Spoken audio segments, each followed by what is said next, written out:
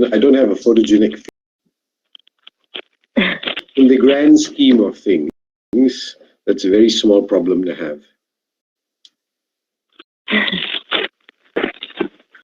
So how many people do we expect today? I say it'll be around like plus or maybe 50. It can even it can be more than that. Okay. How many do we have now online? Around 13. 13. Okay. Yeah, I see that here. Okay, so it's time. Is there a minimum number that we wait before we start, or what?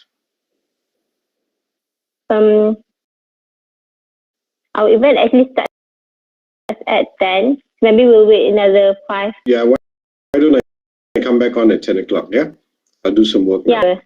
Okay. Bye. Okay. Bye.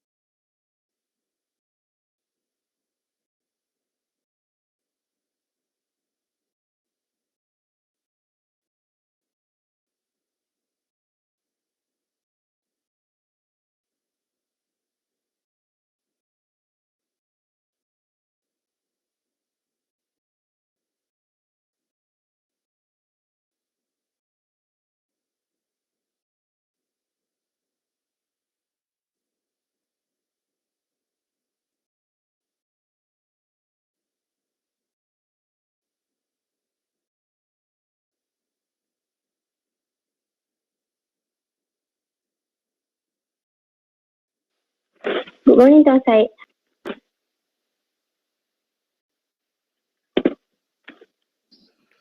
Waalaikumsalam. Slowly but surely recuperating. The COVID I see. changes your body. So you ready at the home? Yeah, yes, I'm at home. Alhamdulillah. Alhamdulillah. I'm here to Tuan Syed. listen to my good friend because there are things that's very important that he'll teach us that no crisis school will ever teach us.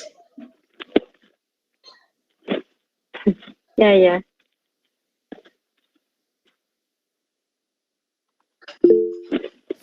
Tuan Syed, Yeah, how's the hospital food? apa dia? Sorry? How are the hospital food? Hospital food is lovely. When you Oh. get COVID, your taste buds are gone. So when you're back on and when they start to heal you, that little taste, even though it's banned, is like a huge blessing. Before I was hospitalized, I like sweets. I was able to take four toasts, strawberry toasts a day for breakfast. But I see that. when I was down, before I was hospitalized, just to have two small bites, was very, very painful. You were like chewing on very dry, uncooked meat, and that's just toast,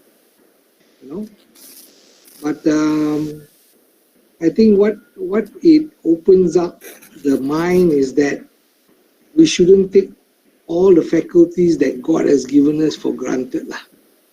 The taste, the ability to smell, the ability to enjoy things that we have, our friends, family. Those things became very clear when you're in a hospital bed, Hey, handsome, I didn't know you were sick, lah. Huh? I didn't know you were down. I'm not. I'm up. I'm back. Yeah, but I didn't know that you got hit with it. When was this? It's a very story. Okay, for another time then. But that one we can have another day. But Okay. like I said, key thing is for all young people there, eat healthy. And for those who are like me who used to smoke, Alhamdulillah, I stopped smoking 7 years ago. I think that had a great impact on the recovery. Because as long as we keep ourselves healthy, eat healthy, then when we get older, we don't get into all this comorbidity punya situation lah, right? So that is very, very important. But Vijay, you're looking good, man. Liar. No, Drew.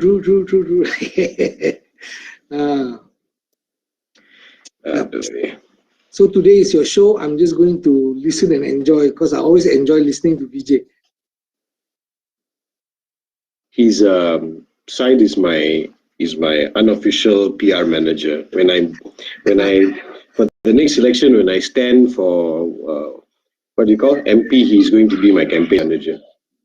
No need campaign, bro. You have the integrity. You have the whole package. That's the problem. As somebody with your illustrious nose, integrity is not a quality that is much sought after in the current political scenario. But anyway, okay, we starting?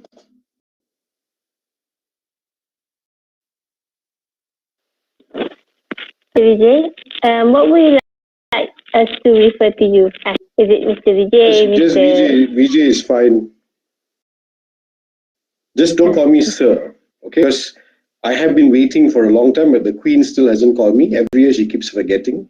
I'm hoping in the next few years she'll remember to include me in the honors list, but it hasn't happened yet. But until then, don't call me sir. And if you call me uncle, I am off and walking out of the straight away. Anybody call me?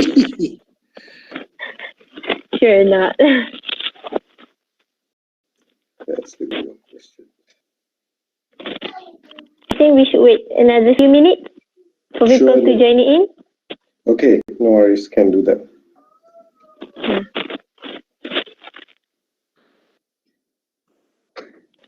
So how's your perayaan yesterday, Mr. Vijay? So how is How was your perayaan yesterday? my perayaan was I stayed in bed the whole day. Why? The definition of pariah, didn't you know? That's What? that's Sit true. on your fat ass, you know. Well, I know I did something.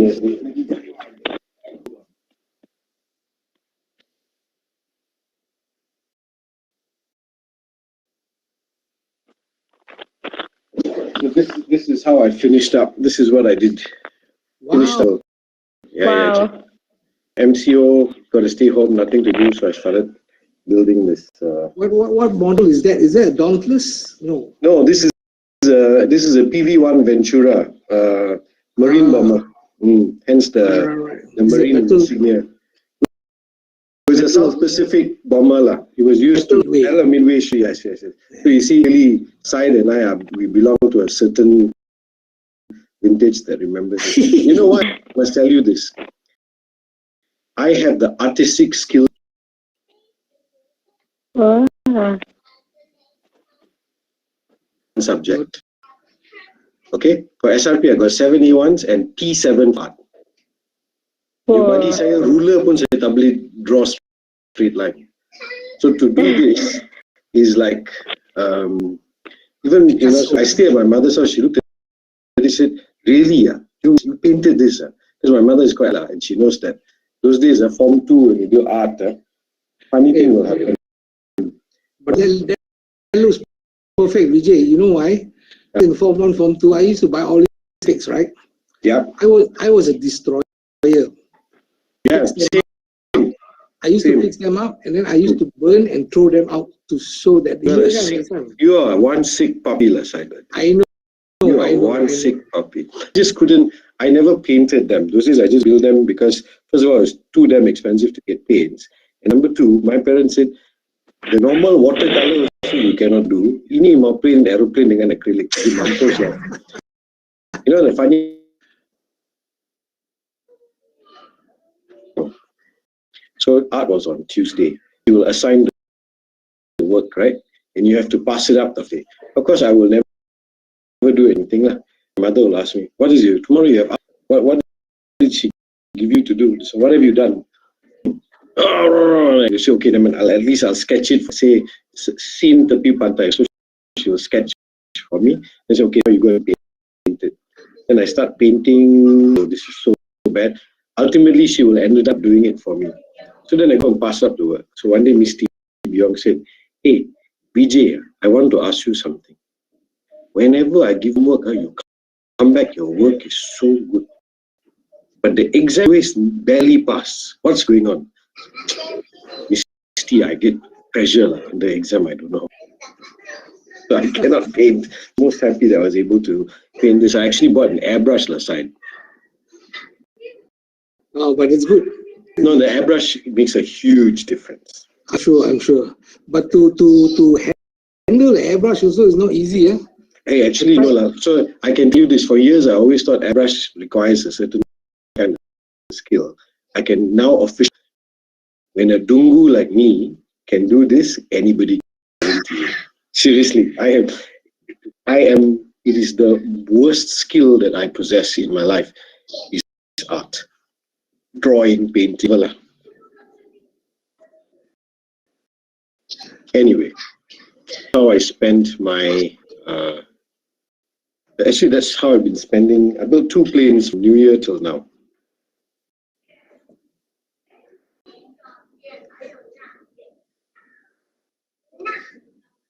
So Najwa, you tell me when we're going to start, right? I think that was such a great story. Maybe we can start right away. Maybe more people are going to come after we have started. Yep. Okay. Okay.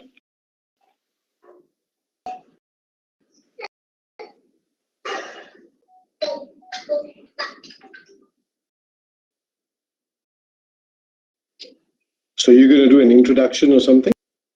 The MC will start the timing. Oh, you're not the MC. I see. I thought you were the MC. Yeah.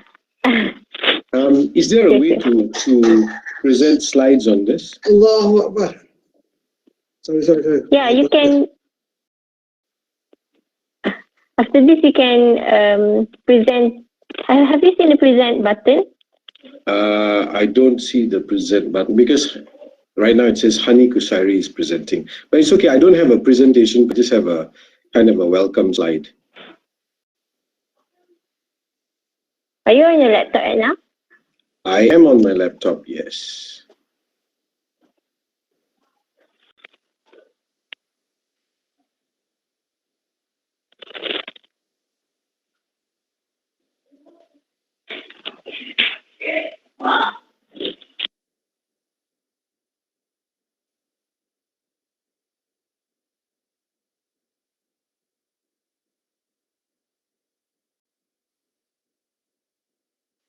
After our tayangan video, you can start presenting your slide. Okay. So you tell me what I have to do, okay? Yeah, sure.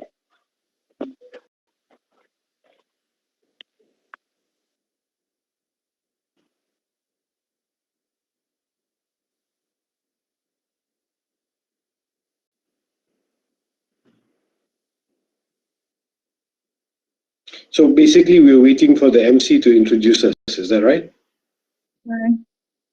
Shall we start? Yes. Okay. Sorry. Ladies and gentlemen, Assalamualaikum and pleasant morning. I will be the MC. Okay. Hello. Hi. Welcome to the Magnificent 7 Communication Series, a plus factor to gain industry insight.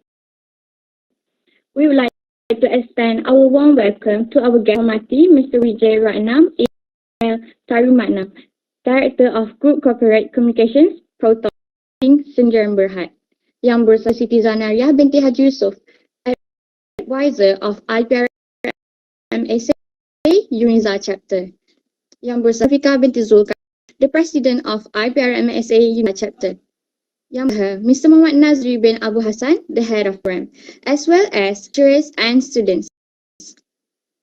I'd like to take a moment to recognize and thank all the audience for participating in this talk. My name is Wan Sabiha Auji and I will be your MC for today. Gentlemen, before I proceed, may I invite everyone to invoke the Almighty God for His blessings and may Prophet Muhammad Sallallahu Alaihi Wasallam. With that, I would like to call upon Mr. Muhammad Ahmad and Sheikh Muhammad Sabri for the Dua recitation. Welcome. Those non-Muslims are welcome to pray according to Allah.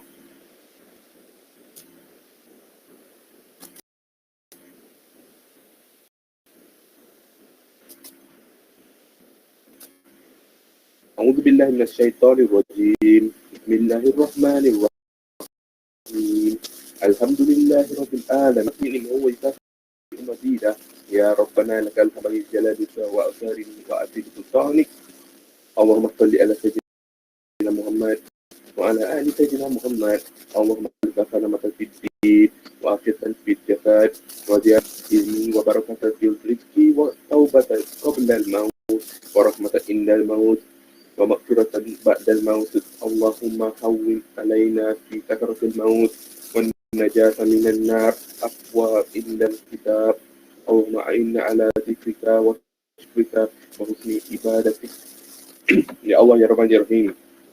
You are the one who created the wonders of the moon and the sun, the skies and the seas, the earth that cycles, also the wonders and secrets in heaven. You are the most merciful and gracious one. Grant us your forgiveness and love.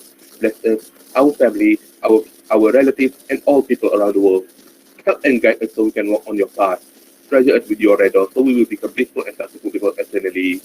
Ya Allah, amidst this current pandemic, keep us away from COVID-19. We seek refuge in you from this evil disease.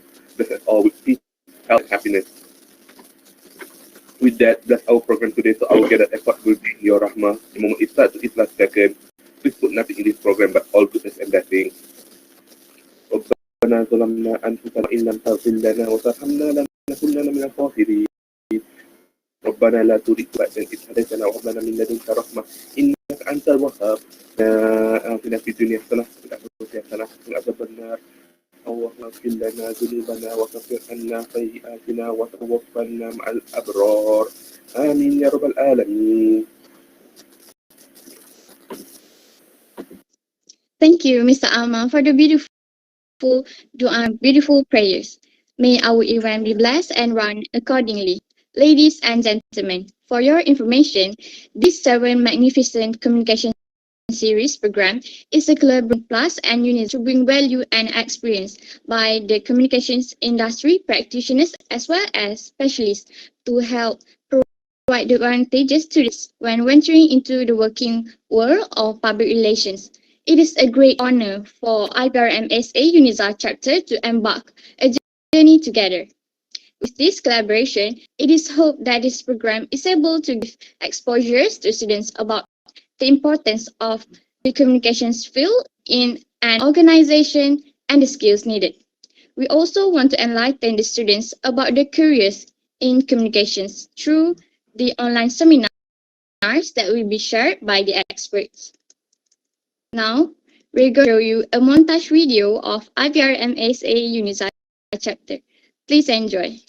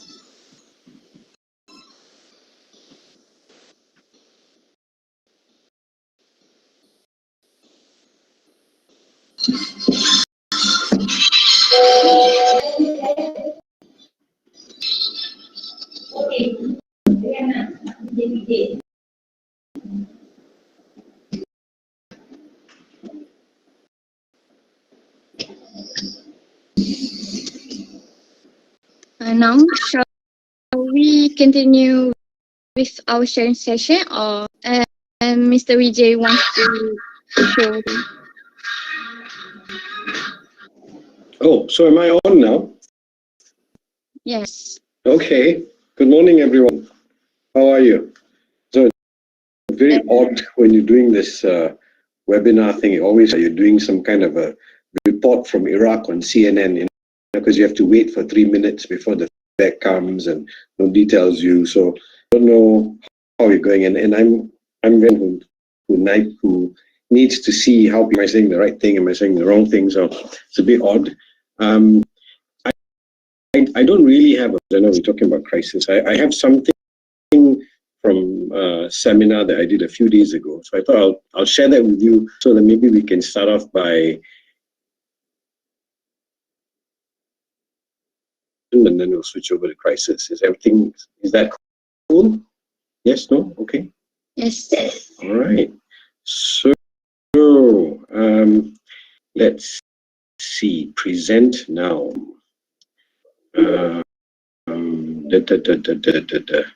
Sorry, stupid email suddenly came on. Hang on.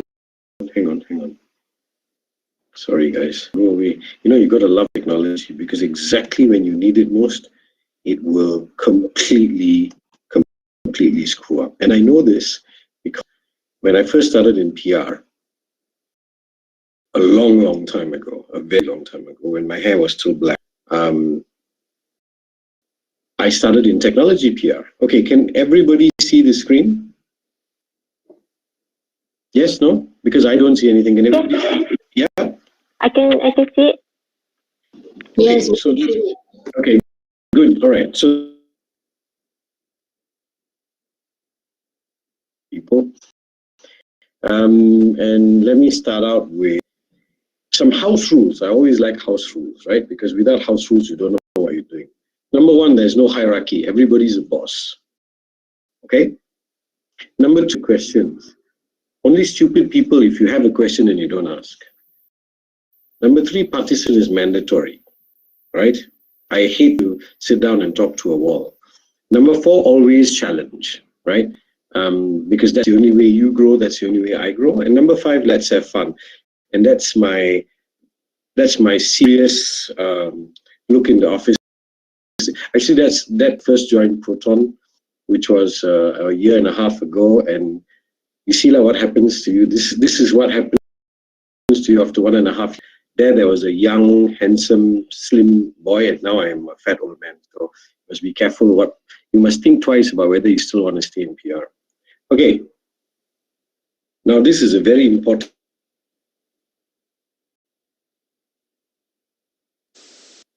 No? Okay. So I'll try and say it in Mandarin. Bonjour. That's bullshit. I don't speak Mandarin. But what it means is an old Chinese proverb. When you say one thing, the clever person understands three. So I'm sure because you're clever, will walk away with many, many more things today. Right. So my agenda today, like, first of all, myself, and why should you listen to it? Maybe we look at communications very quickly. Now, I won't do the other creating effective communications and 4 must-dos and Q&A. That was for another presentation. Maybe if time, we'll come back to that. Okay. So my name is Vijay. I'm 8 years old, but actually I'm inside 50. I haven't really grown up, and I'm still a small. I love being a small boy. I'm trapped in an old man's body. A little about me. I come from a small town. I had very strict parents. In school, I was a real fatty.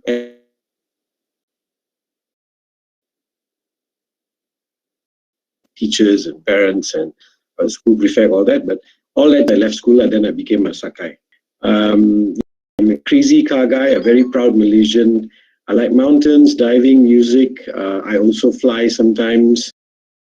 I like train sets, big fan of football, fun, tennis. Anybody who is not a Liverpool fan can leave the room now. I love dogs, fighting for causes, cooking, learning, and talking. Some interesting pictures you will see here. Yes, this is the former Prime Minister. This is a funny story. I had the opportunity to be driven by him for an entire day. Not for 1 hour or 2 hours, but for an entire day. Tun Mahathir was my driver, which is kind of cool. And then this was me at Everest Base Camp. And Syed, this one is for you. Yes, that is Jerry Hall. This is during my crazy, when I wanted to be a hipster, clearly it didn't work, right? So, yeah, I've worked in a couple of companies.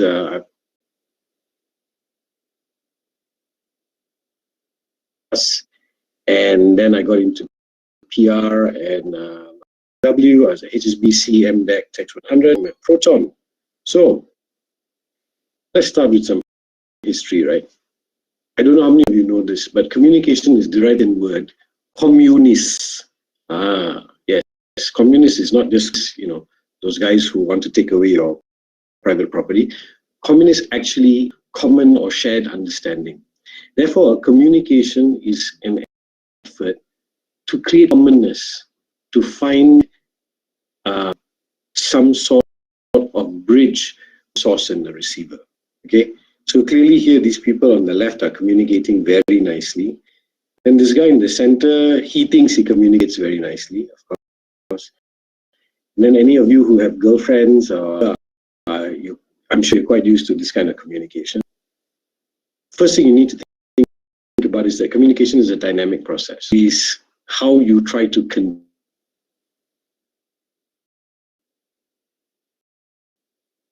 I have to say, actually, what important. It is how. I'm sorry. Yeah. I'm sorry, sir. Did Yes. you move your presentation to slides? We can't see it moving. Oh, yes, I did. You can't see it moving? No. We only see the first slide. Oh dear. Okay. Well, never mind. If it's not working, then you need to click on the slideshow, bro. It is on slideshow. Is it? Yeah. Oh, Unfortunately. So you mean you're only seeing this first slide, is it? I see, and the rest of the others are by the side. You can click slideshows. Now do you see it? Oh, so now it's not on yes, slideshow. yes. Okay, you click. Now it's Yeah. Okay. So these are my house rules. All right. No hierarchy. No stupid questions. Participation is mandatory. Always challenge. Fun. This is my famous Chinese proverb. Yeah, this is came from a song. This is my mother's and my aunt's idea of because my mother always wanted a daughter, she didn't have one. So one day she took me in a dress, gave me the wig, and we went to a studio and took this picture. The side you didn't have selfie already. You had to go to the studio and get the picture. Yes. So I tell my mother, if anything happens and I become a matnya or transgender or something like that, I will be suing her because she's the one who started it. Yeah, this is just stuff about me, my working career. Right, so this is what I was talking about, right? The idea of communist, which means common or shared understanding, right? And the communication process is not so much about somebody who is talking, but somebody who's listening. So always think about the receiver. And this is where I'll introduce the idea of communication barriers. The biggest impediment to good communication is these communication barriers. And the message across, right? Because there's always room for error. Right now, probably heard 100 different interpretations of it, right? So it is only my message is only successful if you perceive I am saying in the way I want you to perceive it. So here are 3 examples of really great communicators, right? Steve Jobs, everybody knows. Actually, Apple products aren't that great, if you ask. I mean, Apple's great products, but when Steve talks about them like it's a religious artifact, and as much as I'm a professional communications guy, and I know it's all wayang, I listen to him, I can't help be mesmerized because he is amazing, right? Sabu, now, I don't know about you guys, but I think he's one of the greatest around. He's not sophisticated, he doesn't use it, but when he tells a story, by George, you understand, listen to it, right? Tony Fernandez, of course, again, another cool cat.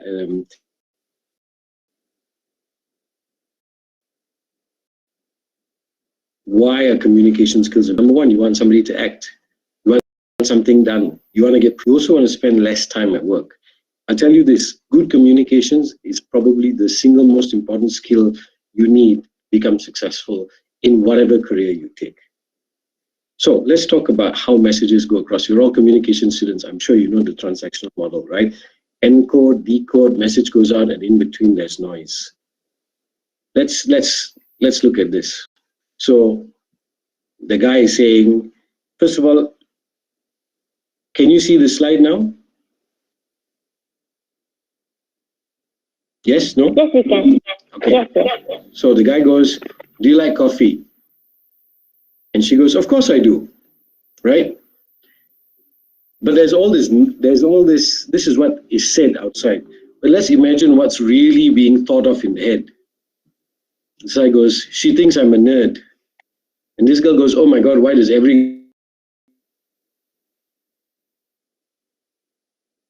there's a lot of noise, right? So you look at him, he looks like kind of a nerd. He's probably been treated like a nerd. So there's that noise around him where he feels, that's a barrier to communication. She's obviously a very pretty girl and guys are always trying to hit on her. So she's probably thinking, ayo, any guy who talks to me is just wanting to be funny with me. When actually all he wanted to do was have coffee. So this is a scenario I want you to think about. Noise. It is the greatest enemy to communication. Yeah. And when you want to communicate, one of your key goals is to keep noise to a minimum. What is noise? Noise is not so much noise as bunyi or motorbike passing by. Noise is actually the things that prevent the message from going through. Jargon, right?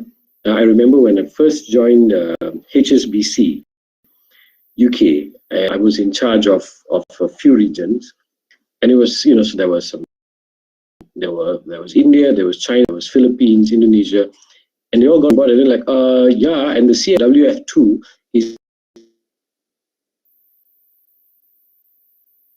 we're talking about, right? So jargon is one of the first things. Then emotional barriers and taboos.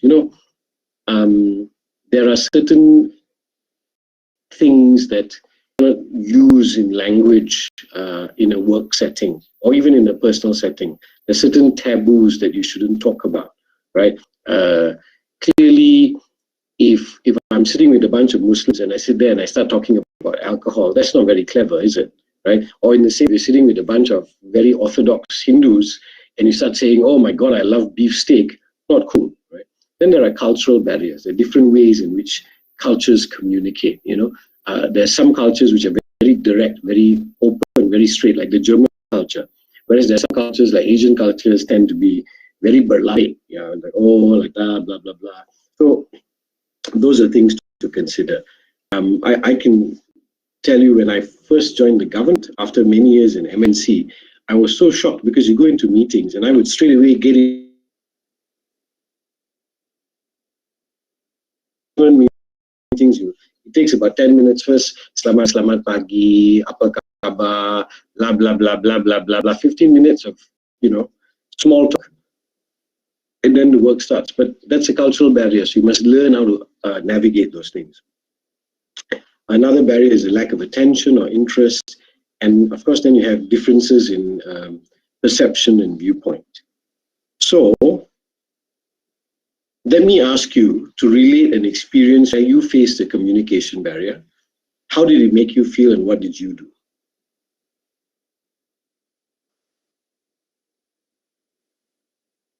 Anybody? Except Syed, of course.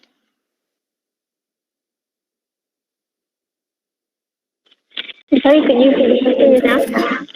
Describe to me a time when you faced a communication barrier and what you did and how it made you feel. Can I share my story? Oh, wait, sorry. Go ahead, anyone, please.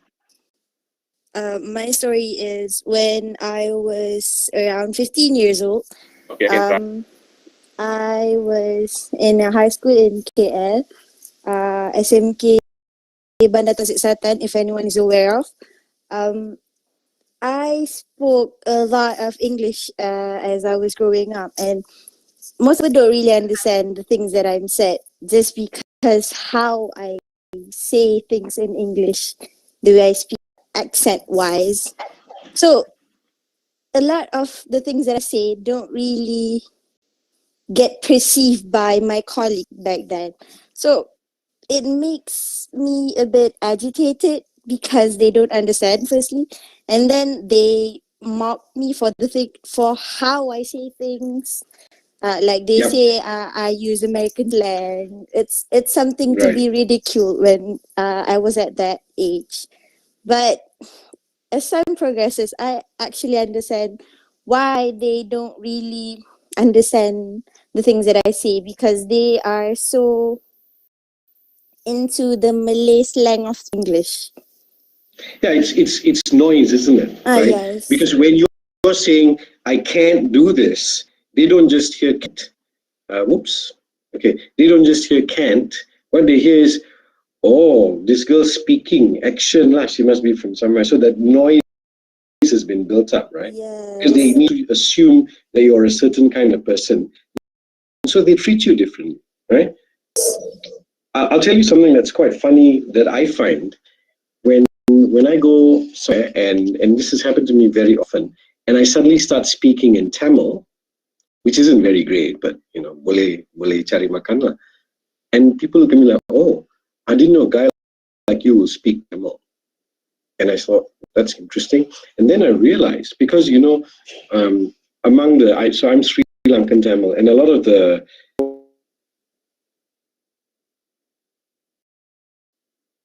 actually don't speak Tamil, right? So it's an interesting thing. So there was a cultural barrier because they see me and they say, this guy, sure, he won't speak Tamil, but suddenly I start speaking Tamil, they understand this and it works well. Right?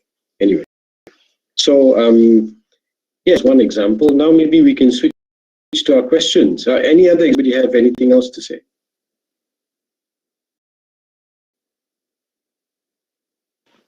I think now maybe we can proceed. Sure. Cool. Yeah. Okay. So without any delay, we will start with the very first interesting question. So this topic is about crisis communication. Mm-hmm. So the first question is, based on your experience, how do you define crisis? Oh, very simple. It's called WTSHTF.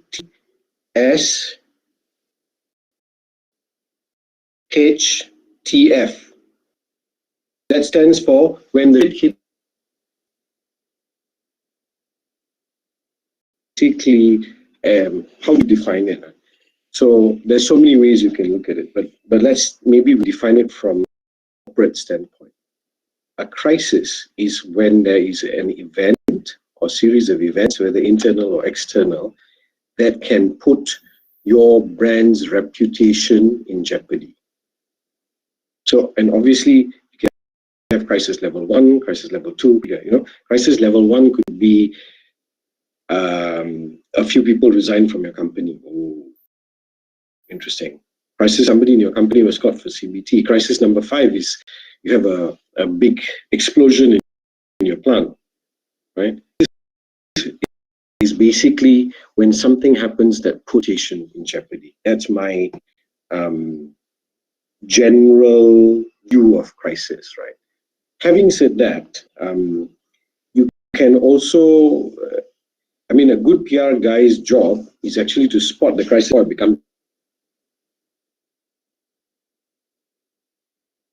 You try and catch it halfway up. Does that help? Yes, it is very interesting way to put it. I think we can move on to the next question. The second question is, in your opinion, can crisis be somewhat an opportunity for certain brands to cope with? This is that whole, I think there's a Chinese phrase that says crisis is also another word for opportunity, blah, blah, blah. Technically, my answer is no. Okay? The best case scenario out of a crisis, if it's a real crisis, is that you get away with body parts still intact. Like maybe you lose your clothes, but at least you have your body. So, of course,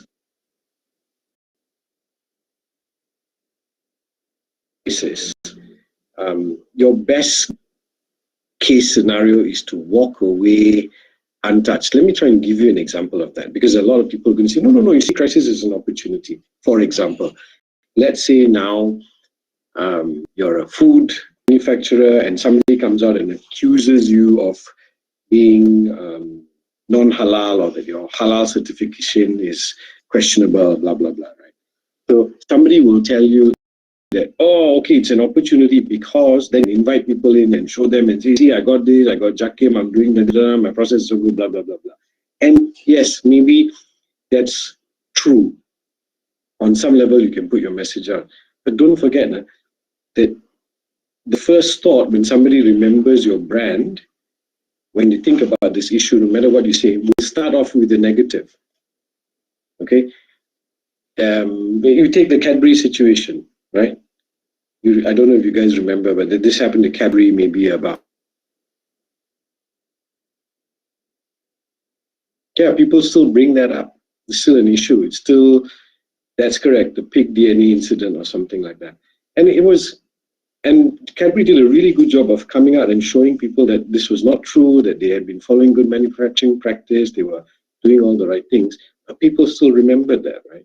So I think when you say crisis is an opportunity, in the first place, it wasn't really a crisis, lah. Those are open goal situations where they set you up very nicely, and actually then you can give a good answer. So my personal view is a real crisis is never an opportunity. But that's just my POV.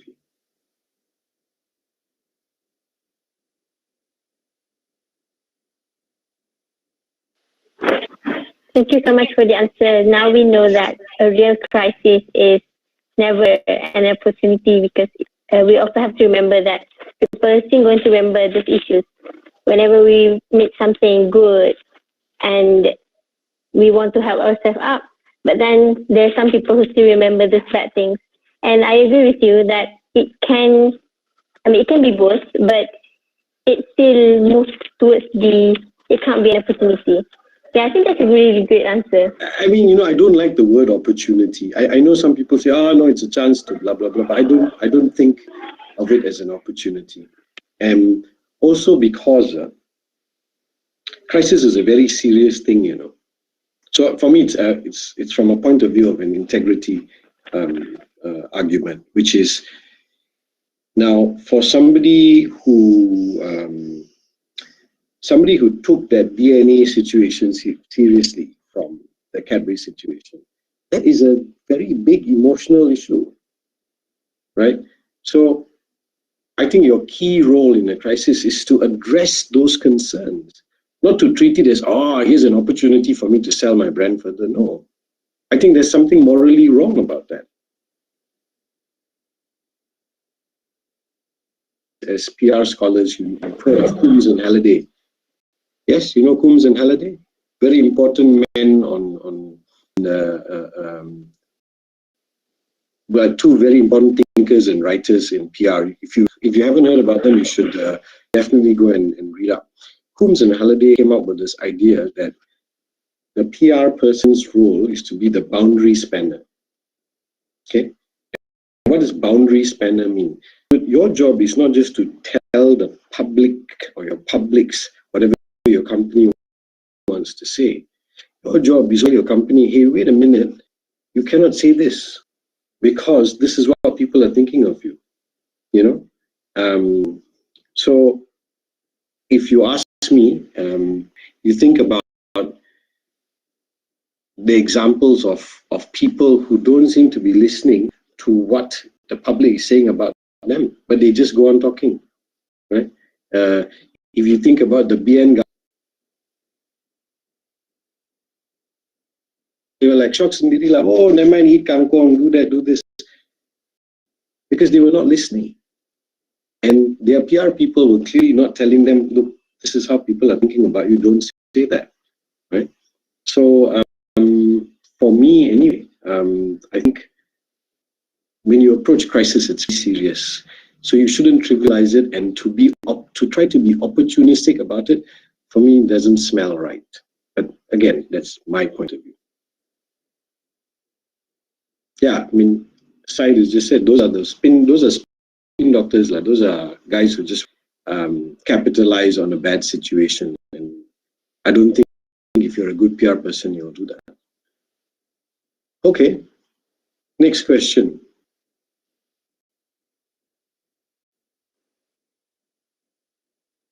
Najwa seems to have fallen off the call. Uh-oh. Hello?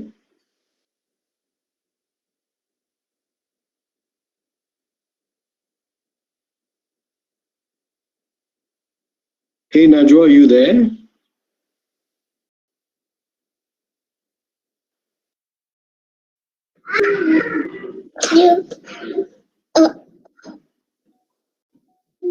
I think this is the time for all of you to put your heartfelt question, anything that you takut or not sure that you wanted to ask, please don't waste this opportunity, don't waste this time, right? Thank you, Syed. Listen, guys, let me tell you, like I said, don't be fooled by the 50-year-old body. Inside of me, I'm 15 years old. What that means is that I am very irreverent. I don't believe in all these calls, and I don't believe in sucking up and like saying the right thing, because hi, Mr. Vijayaratnam. Hi. Yes. I'm Lee from Business Today. I have one like to ask you about PR. What are the key trends that we will see beyond 2021 on crisis management? Oof. I think that right now the first big trend of the big change is how social media is the space or the battleground where crisis is going to be managed and waged. Okay, and this is a very particular point because social media has very little control. In the good old days, before social media, the channels were somewhat more approved. They went through some vetting because there are a lot of rules. Journalists can't simply publicize the story. They have fact checking. They have to talk to the editor. They have to present a balanced view. The social media space has got nothing to do with the balance, right? If I don't like Syed, I'll just say hey, that fella, that plus fella, have you seen him? Nonsense. This old man asked him to go home, blah, blah, blah, blah, blah. And that's it, right? True or not? Trend that you will see is that crisis is going to be reached on social media, number one. Number two, speed becomes everything. Because if you cannot control of the narrative very quickly, you are going to burn. Okay? And my third POV, which is not a new trend, it's always been there. It is empathy.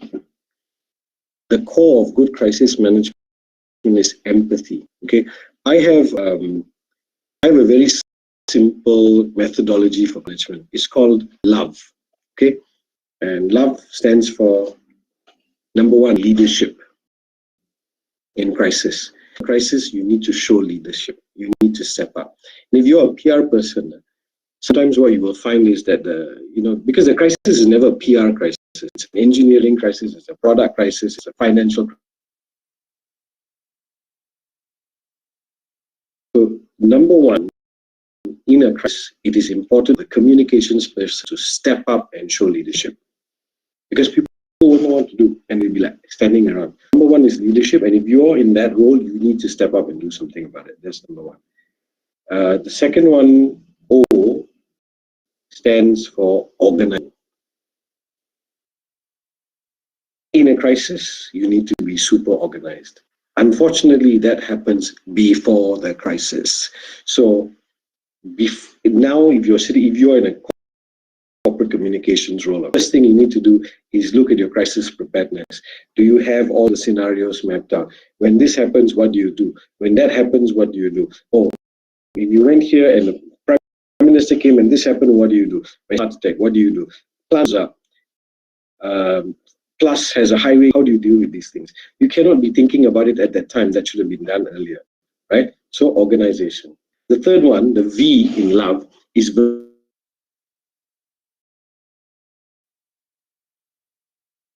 in a crisis situation, people are scared, people are frightened, and people are looking for somebody they can trust.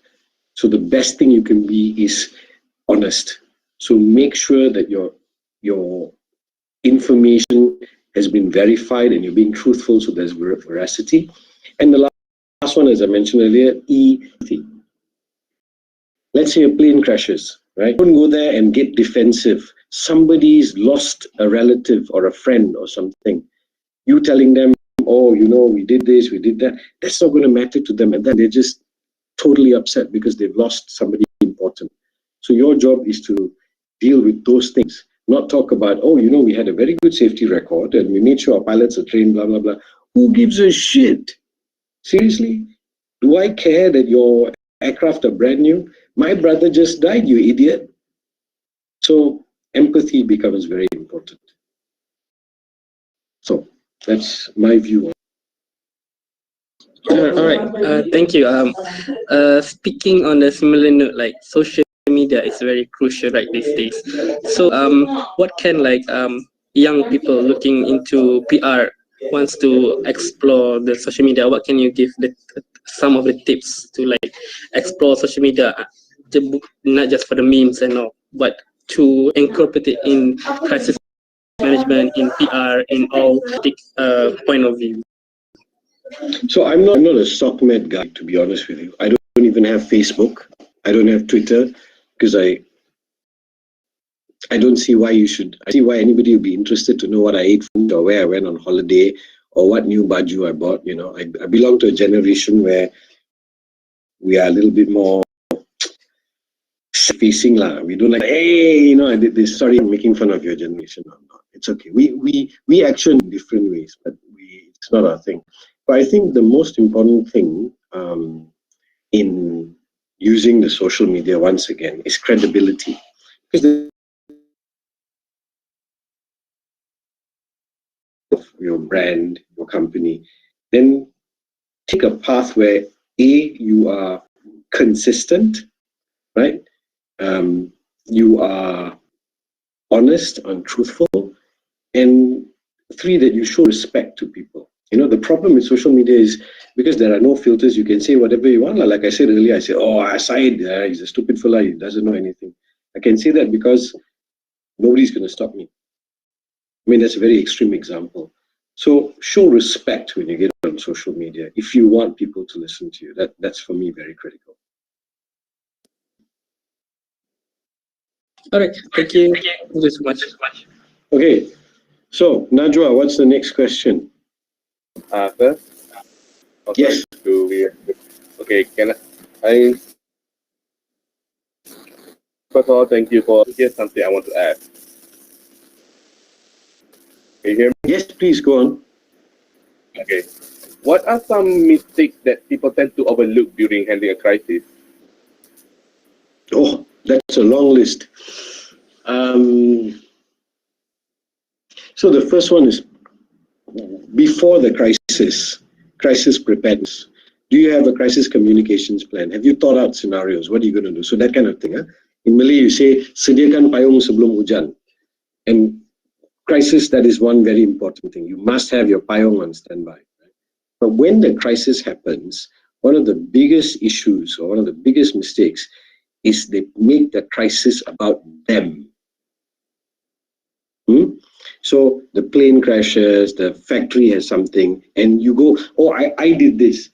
Screw you. I don't care what you did. It's me. I ate the contaminated food, right? My car airbag blew up. Why do I care about what you did? So that's the thing, right? Their focus becomes about themselves rather than the affected person. That's number 2. 3, they become defensive.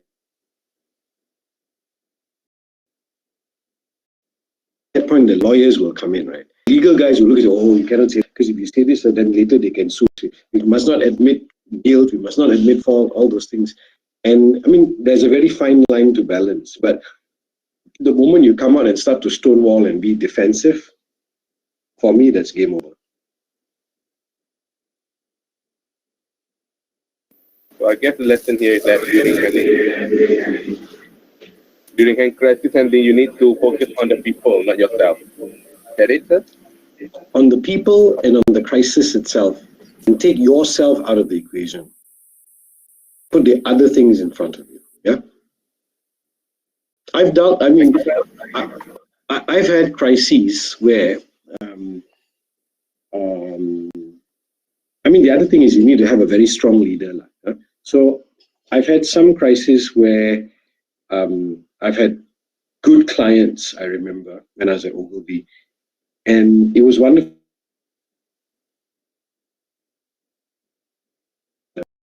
They launched the vehicle, and during the test drive, some major screw-ups happened. The car broke down, blah, blah, blah, blah, all this kind of thing. And because that lady who was the MD was so open, right, she actually turned around and said, no, let's call them back. Let's call the engineers, figure out what's wrong, and let's call them back and tell them what happened. So a month later, we called all those journalists back and we showed them the problem and we explained it to them. You know what happened? They turned around and said, wow, this company very good. Right? So you've got those kinds of leaders as well. But I've also had clients who are like, no, I want to say, Neman, oh, you go and talk to the journalist, we count him. The two most dangerous words in a crisis is count him. You try and count him, the crisis will count him later on. Maybe not today, not tomorrow, but it will come back. And it will bite you and it will take a huge...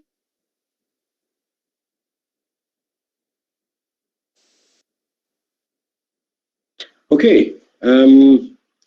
Najwa is supposed to ask me some more questions. Where is Najwa around or is she fallen off the call? What's happening? She has a problem. Oh, okay. So is somebody else going to ask me the questions then? I will ask you the questions. Very good. So how do I pronounce your name? Sabiha. Yeah, Sabiha. Okay. Do you have a shorter name? Does anybody call you just like Sabi or something? Sabi. Oh, cool. Okay, I just call you Sabi if you don't mind. It's easier. Okay. So the third question is, how do you see Malaysian industry manage their crisis? Is it effective or it needs to be improved? Okay. So the first thing you need to look at is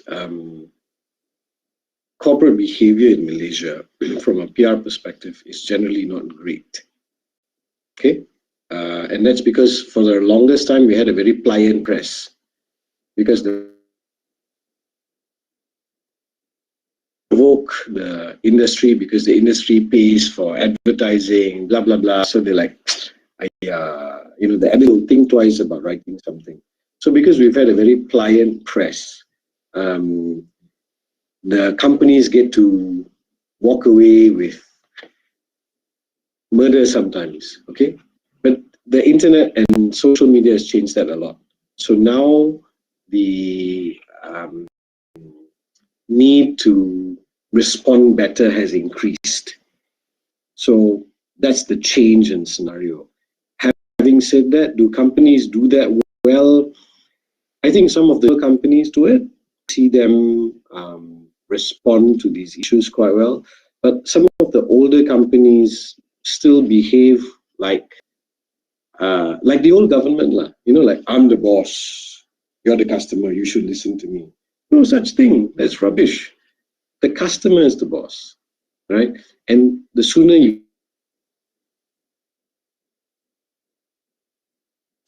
your crisis management is going to get better. The thing in Malaysia is, because we have so many crises on a daily basis, it's like, biasa lah, nothing, And the other problem is Malaysians, they're very tidak apa lah. Everything, okay lah. And if I do this, okay. This is the next crisis already. So there's a lot, in Malaysia, there's very little accountability. And because there's not so much accountability, then crises aren't such a big deal. So you see the management of crisis also very poorly done.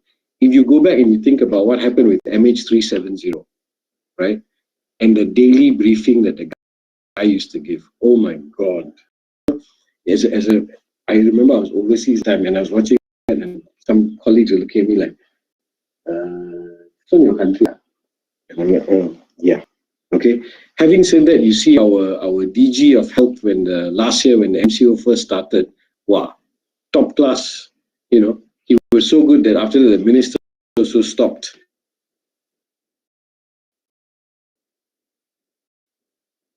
Super job with last year.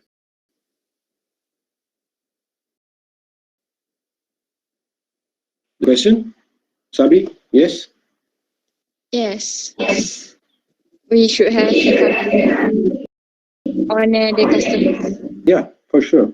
Than just ordering around. Yeah. So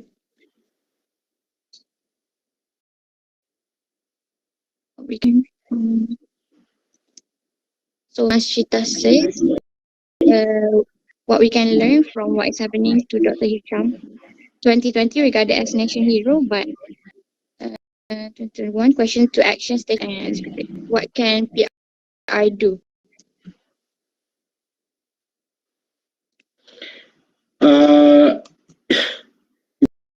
No, PR is not over bullet.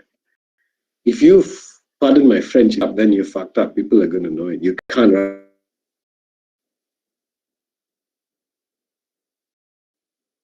The best damage control. If you look at what's happening now, the problem is it's not. I don't think it's about the DG. I think it's people are questioning. People are questioning whether this is really an MCO and whether it's been worth it. Because I mean, what MCO? Habib Jewels is still open. Didn't we realize that buying anting emas is a critical industry? So I think that's a different story answering questions. I hope that helps. I wasn't a question actually, but anyway.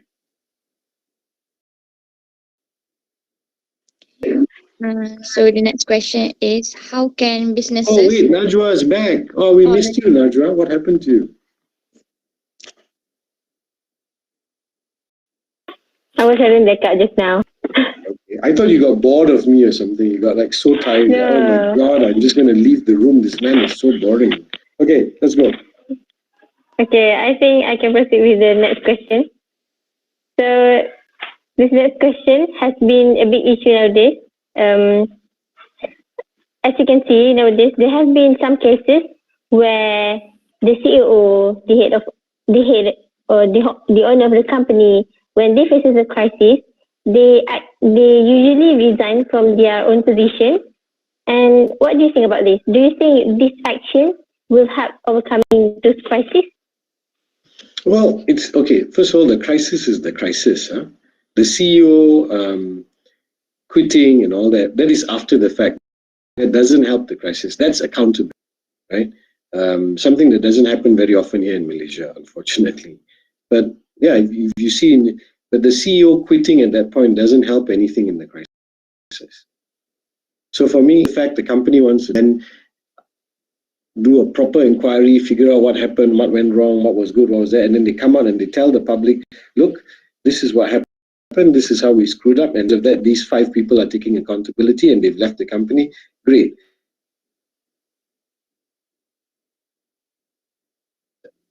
But at that point, CEO quitting does nothing for this. At that point, I want you to put in some actions to turn the problem around or to address the problem or to at least stem the problem, right? So let's say tomorrow, our proton cars, the proton saga, for no reason, boom, boom, like 5 proton saga up, right? And my CEO says, okay, I'll quit. Do you care if the CEO quits? That's later, right? Right now, the first thing you'd want to know is, have you figured out the problem and what's the solution and what are you going to do about it? And how are you going to help the people, that this happened to? Maybe later, yes, ability, you want somebody to pay for this, you want somebody to deal, that's after the fact. But at the point of the crisis, fix the crisis. You can do a miyapa later. It's not about assigning blame, put it that way.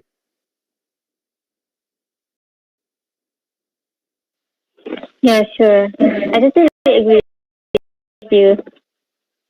Because You're too nice to agree with everything I say. Like, you should start to disagree with a bit more. And our conversation becomes more fun. Yeah, this one I agree. Because I think action instead of quitting, and we have to resolve the crisis first before we take further action. Maybe if we were to be one day and we want someone to pay for it, maybe we can settle and then we can consider firing them afterwards. Yep. That is a really good insight for me to think of. Yep. I think the next question. Yeah. So actually being a being makes us want to avoid crisis before it even happens. But when it is already happened, what is the first and foremost thing that we should do to avoid this crisis from becoming worse? Do your damage assessment. understand the scope of the problem, understand how big it is and how much worse it can get. That's your first thing. You need to understand what is going on. Only when you fully understand, you then find the solution. The second thing is to be very truthful. And the problem is a lot of crises that shouldn't become crisis become a crisis, because at that point people are still trying to jaga buntut, right? Cover your ass, like I'm very simple. Crisis happens. Easiest way in Malay you say londe, drop everything, drop your pen and show it. What is it? Because if you don't do it, then it's going to come out later. So the critical thing is to look at your problem and be really honest about how big or otherwise the problem is. Then after that, things become better. But if you try to cover your ass at the beginning, on even if it doesn't come out, you'll have to, for every one lie that you tell, you'll have to tell 5 later.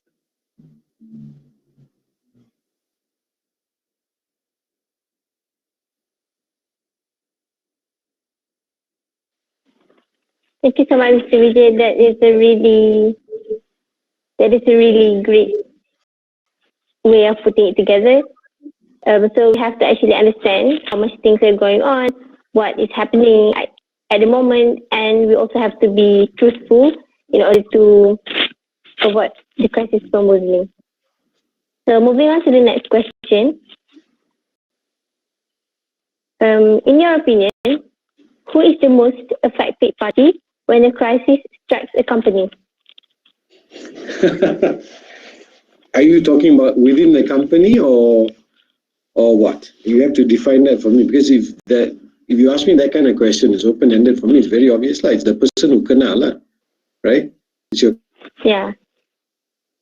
I think the question is intended to ask about maybe in the company, the most affected. It can be either the management or maybe the customer will get affected as well. Of course, the who's most affected is the customer, right? I come to buy your food, I eat it, after that I get food poisoning. Who is affected? The customer, right? But if we look at, so in any crisis situation, it's the person to which something bad happened. They are the ones who are most affected. But the next, internally in a company, I mean, it will depend. First of all, the thing that is most affected is your brand, your reputation. And so obviously the CEO, corporate communications, these are the guys for whom it has the most direct impact, in the sense that you have to action and do something. But it impacts the entire company. Because then everybody will look at your brand, and it doesn't matter which part of the chain of command you are. They say, oh, hey, your company last time.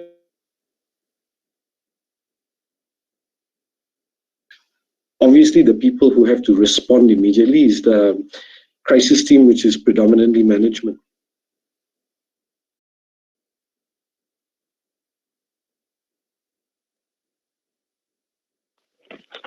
Thank you, Mr. Vijay, for the answer just now. I think we can move on to the next question right away, because the time menceburi kita. So the next question is, what is the most often overlooked mistake that can worsen a crisis?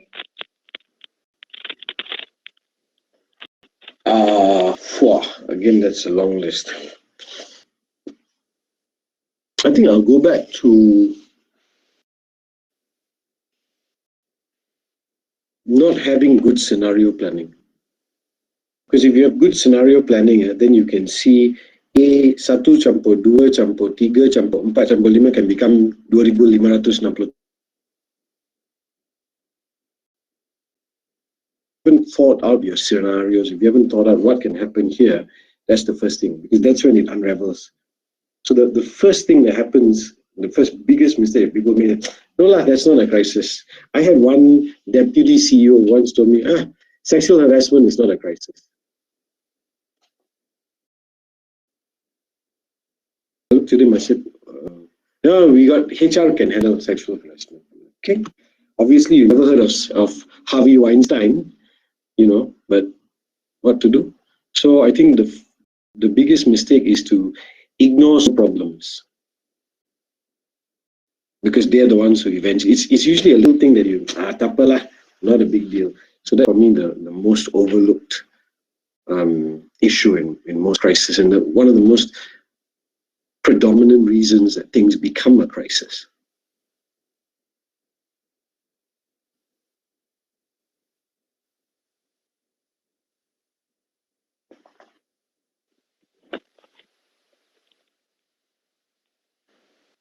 Thank you so much for the answer.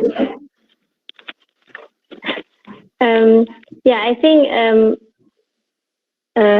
overlooking or we ignoring small problems can be a really bad thing, because with those small problems, it can actually spark a new big problem, and we also have to handle even the small problem has to be handled properly.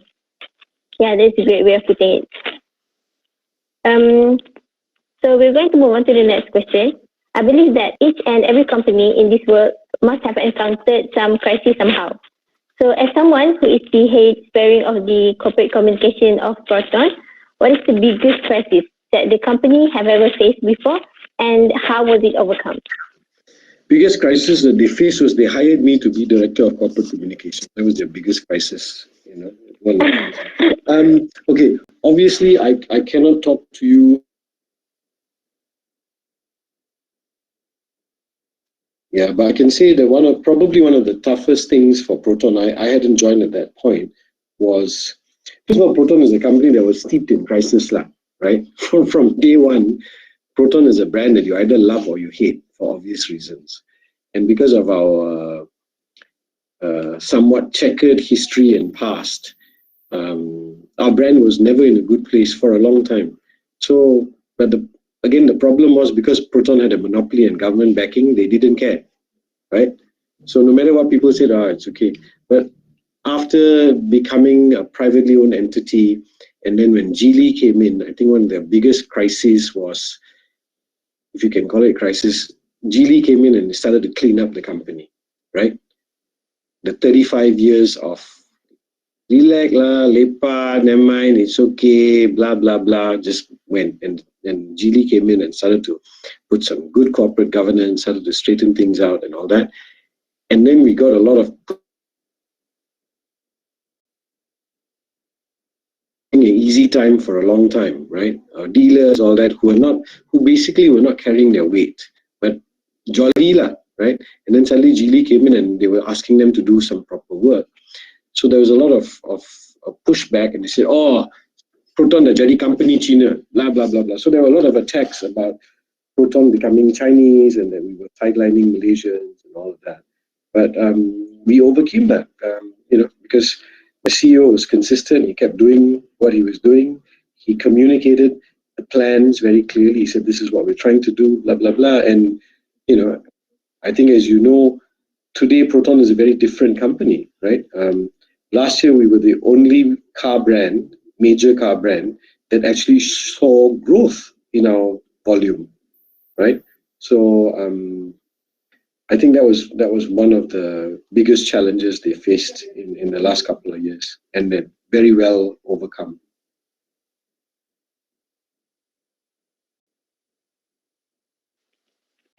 That was a really good deal, Mr. Vijay.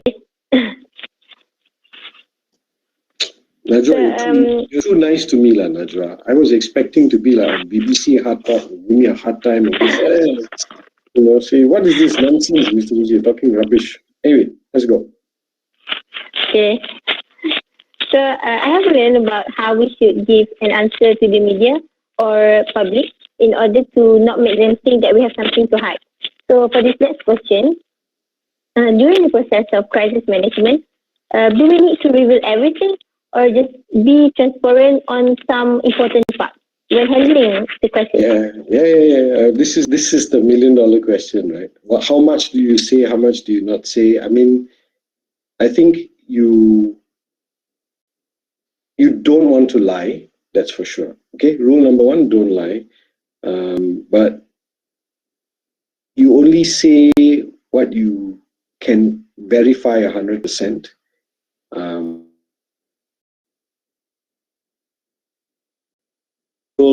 Johnson & Johnson Tylenol case. It still stands to me that when a company comes out, and like I said, Londe, say, hey guys, sorry, we really fucked up. This is what happened. I think people will trust you.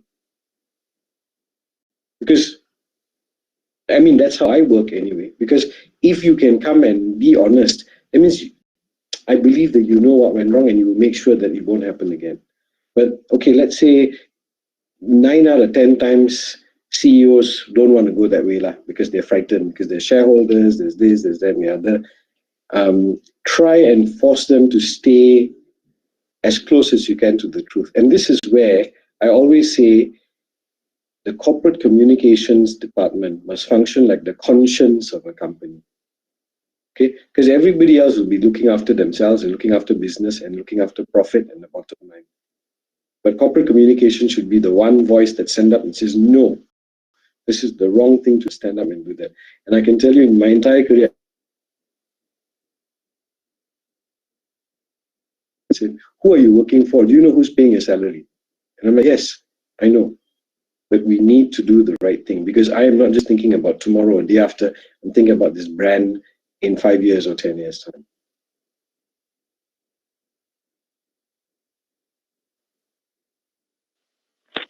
Thank you, Mr. Vijay. That is a really great tip, that we don't lie, we don't have to lie, and we have to try and force them to stay as close as the truth.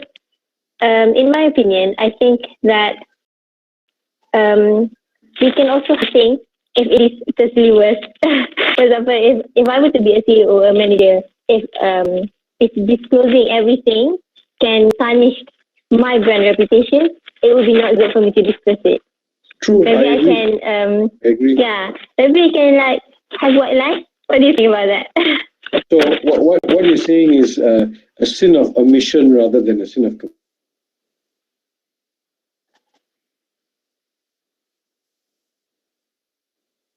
You don't lie, but you also don't tell the truth.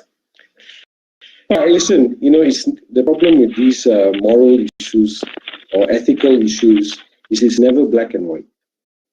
If you go to my LinkedIn page, I wrote a story, ethics in public relations, and I put some, 2 different scenarios.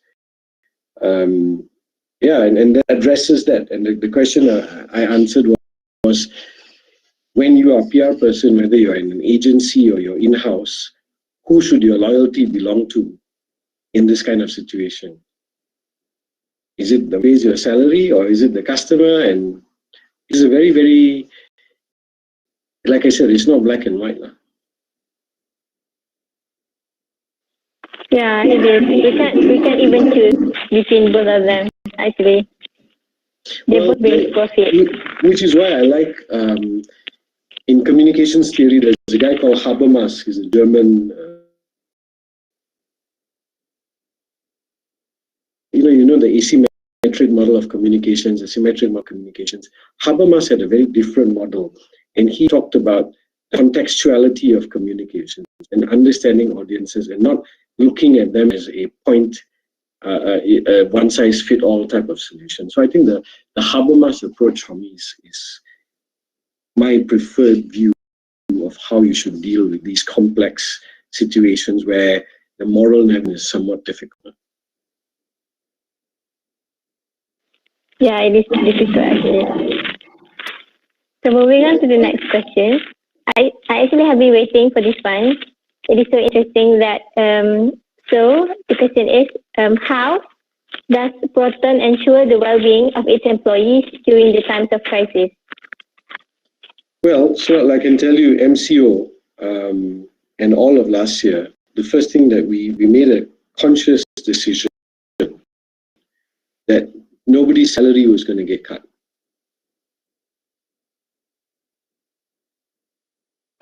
We must make sure that our staff is safe. We issued them very strict protocols. If somebody got hit with COVID, we helped the families. We went in there, we sanitized their homes. We worked with MOH, etc. So I think it's in times of crisis that your employees will remember how you are treated. And if you treat your employees right, especially in crisis, they're going to be grateful for that. So we have been very vigilant every morning, every day. All the senior managers, the CEO, deputy CEO, we have an 8 o'clock meeting every day to discuss the COVID situation. Every day. I have been in an 8 o'clock COVID meeting every morning since October. Every day, 8 o'clock. It's like my breakfast.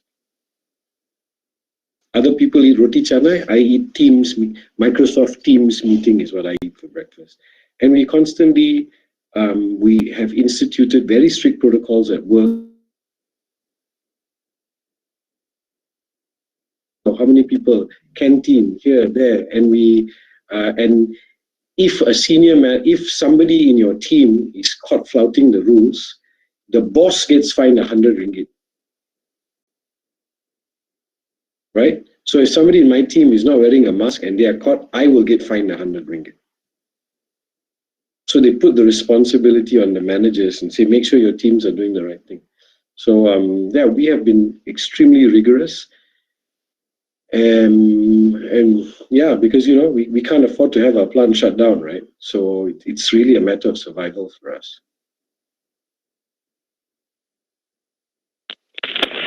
Oh, yeah. I think for whoever wants to work under Pertan should be happy, because during the time of crisis, their salary won't get cut. And they can ensure that. That was the first time, huh? If this continues happening, I'm sure all our salaries.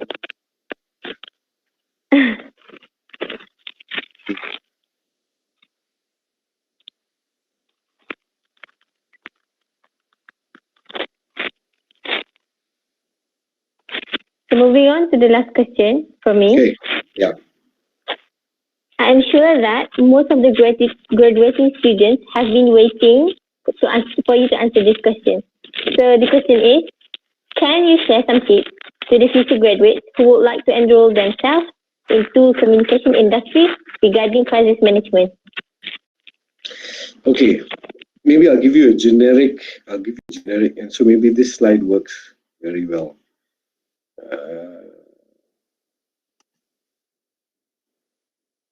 Let me try and share this. Can I share a slide? I'd like to share a slide if you don't mind. Yeah, sure you can. Well, somebody has to stop sharing this one right now then. I'll ask the presenter.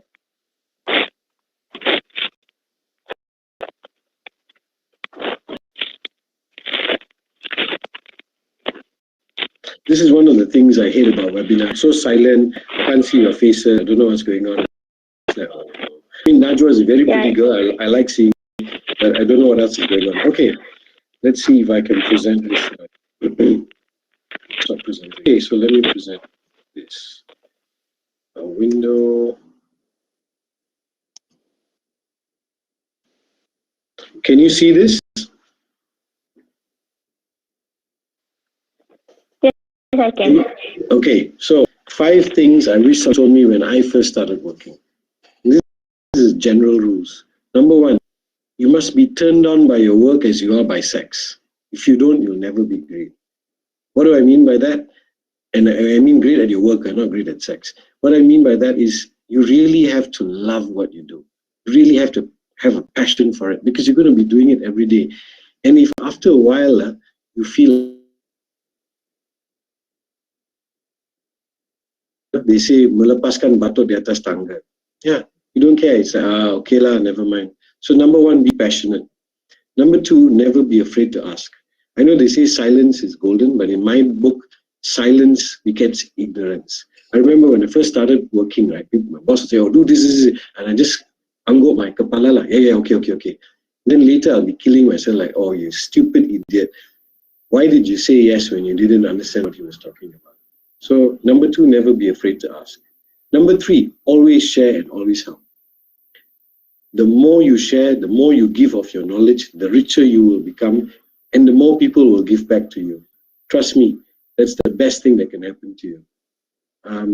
Number 4, don't be frightened to challenge, right? It's the only way to grow. If you think, oh, I think it can be done a different way, go ahead, challenge it. Yeah. What's the worst thing that can happen? Your boss will say, you stupid idiot, stop talking. The fifth thing is find a mentor, because there's no and help me through much earlier in life. I would have been better prepared for many things in my career. So these are my 5 rules for when you start working. That is a really great tip, Mr. Vijay. Thank you so much.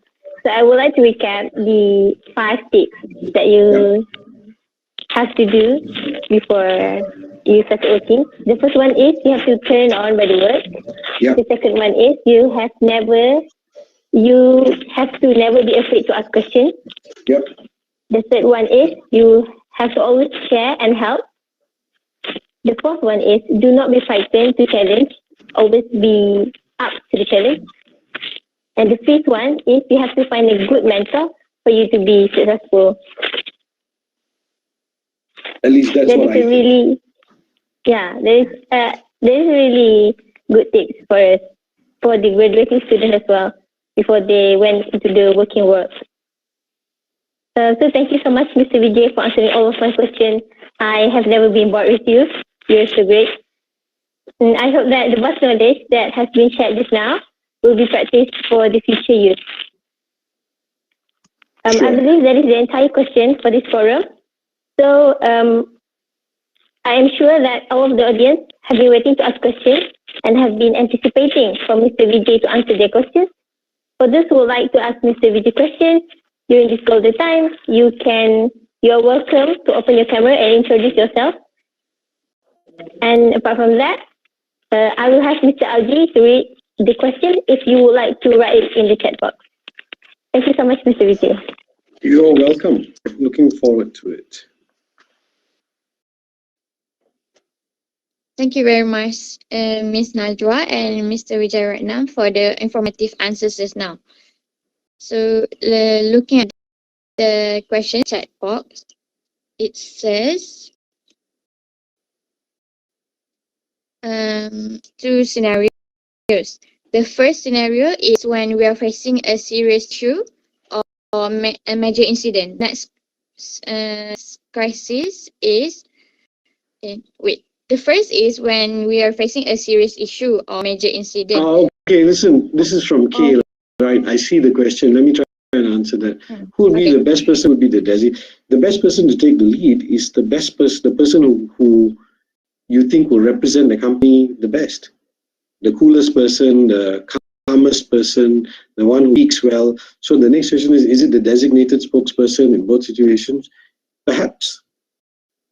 Maybe it's the CEO. So if you see when A has a crisis, Tony stands up. Tony is everything, so it's okay. And maybe the CEO is not a person who's good with dealing with crisis or speaking in public or whatever. So maybe that's not the guy. So always find the right person for the job, and that should be the person who you think will represent the organization in the best way. So it could be a representative that's in charge of the company. Yep. Okay, so the next question is from Khairatul Najiha. Her question is, what is the worst example of PR crisis management that you have ever seen, whether national or internationally? That is a very long list, but Malaysia is very high on that list. MH3, let's see, what else? I mean, Trump, like every day is a crisis, so I don't know how to say that. But I also think that, let me see, one MDB has got to be the best example of how like there's an English term called a clusterfuck. That was a clusterfuck from a PR perspective.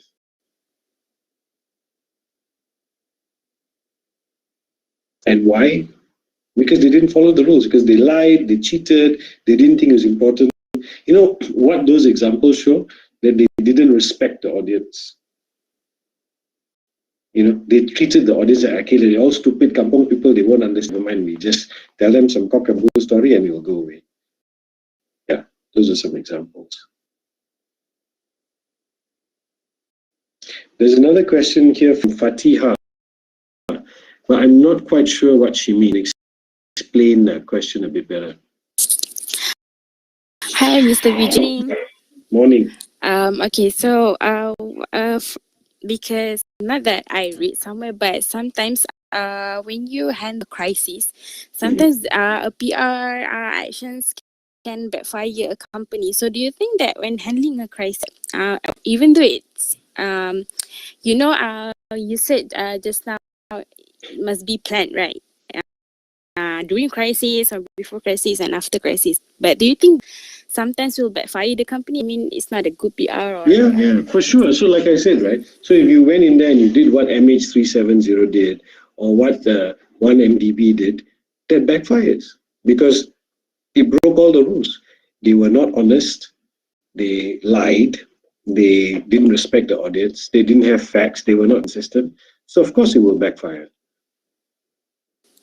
So there's a famous saying, sometimes the lie is worse than the crime. True. Right? So like you see all these guys who get caught with their pants down with some chick somewhere or whatever. And they came out and say, okay, yes, it was me. I was with that girl. Habis, But the problem is they say, no, it wasn't me. It was somebody else. Blah, blah, blah, boom, habis. Right? But Malaysia is very special because even when the video comes out also, you can say, no, that wasn't me. It was somebody. Malaysia boleh. So managing crisis will backfire more because they are not honest. Therefore, people will not trust them because they lie. Yep. So do we have another question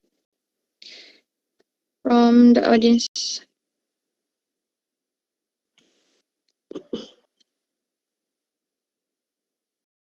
I think that's all. That's the questions.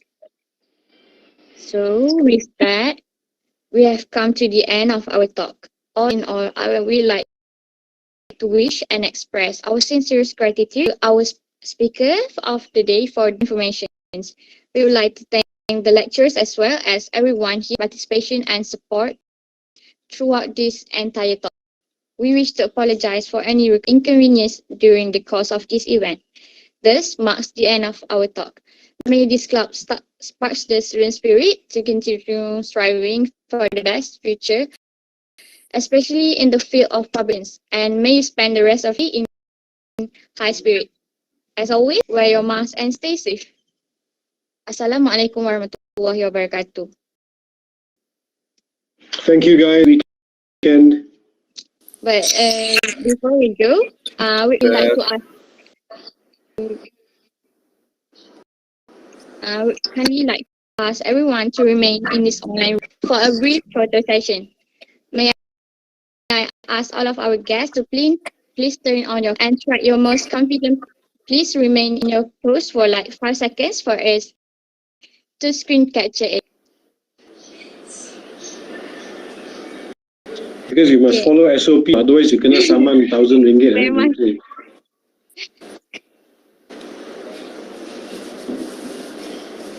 Okay. 1, 2, 3.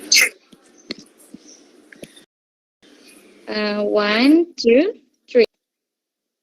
And but Sabi, you see, you didn't smile until after. Okay, guys. Thank you very much. Okay. Thank you so much, Mr. Vijay. Thank you, Mr. Vijay. Thank you, Mr. Vijay. Bye. Good day, Mr. Welcome. See you. Bye. Have a nice day. You too.